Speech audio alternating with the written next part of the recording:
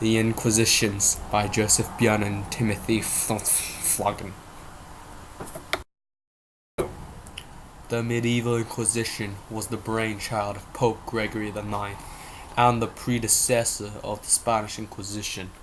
The origin of the Inquisition was in southern France because of a vast majority of the Cathars. The original intent of the medieval Inquisition was to stop unjust executions. The various secular lords, because of their lack of theological training, would execute thousands of supposed heretics without a fair trial. That's not to say the Inquisition was fair either. The medieval Inquisition, while it did have a trial, was extremely biased towards the inquisitors. To escape with the least amount of punishment, a full confession would have to be given. It was acceptable to take a testimony from virtually anyone. Defendants were thrown into prisons for years while new evidence was found, and they could return to prison if the inquisitors believed a full confession was not given. The inquisitors' main goal, however, was not to execute the heretics. It was to convince the heretic to repent and to denounce their previous beliefs and return to Catholicism. The Spanish Inquisition was controlled by the monarchy. Even though it was initiated by Pope Sixtus IV, he was forced to by Ferdinand II and his spouse Isabella. The Spanish Inquisition was mainly aimed at crypto-Jews, or conversos, which were converted Jewish people that still practiced Jewish customs. Queen Isabella was concerned that these people would rise to her government and eventually overthrow her. As a result, all of the Jews were expelled from Spain.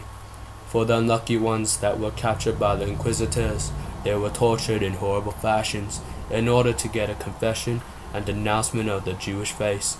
Tomás Torquemada was put in charge of the Spanish Inquisition by Queen Isabella and King Ferdinand II. Torquemada worked with brutal efficiency and was one of the chief supporters of the Alhambra Decree, which expelled all the Jews from Spain in 1492. Both of the Inquisitions were to protect the Catholic faith. That is where the similarities end. While the medieval Inquisition was to punish heretics, the main goal of the Spanish Inquisition was to expel all the Jewish people from Spain, to protect the crown, and to unite the country under strict Catholicism. The early Inquisition was under the control of the Pope, while the Spanish Inquisition was under the authority of Ferdinand II and Isabella. The Judas cradle was said to be the work of Satan himself. One would be slowly lowered upon the cradle in order to stretch one's orifices over an extended period of time. This torture could last up to a couple of days, making the cruel ordeal extremely painful. To add to the agony of the situation, weights were often added to the victim's fate. This tool was rarely washed as well, adding the risk of an infection, even if one survived the Judas cradle. The coffin torture was for those of serious crimes, such as heresy or blasphemy. The victim would be forced into a small metal cage and placed outside for the bears to have a yummy convict buffet. Townspeople often threw rocks and other items to add to the pain of the situation. The rack was a rather gruesome table with ropes that pulled one's limbs off the body slowly. After each winching of the ropes, the inquisitor would ask the heretic if they would confess. Slowly but surely, the limbs would be pulled off the person, even if they confessed after the arduous ordeal. Their limbs would be horribly disfigured for the rest of their lives. Imagine a crab cracker. Now, imagine that you are the crab. The knee splitter was a favorite tool by the Spanish. It was used not only to split knees, but also the other limbs of the body. Oftentimes, various knee splitters would be used on different parts of the body, while another form of torture, like the rack or the Judas cradle, would be used.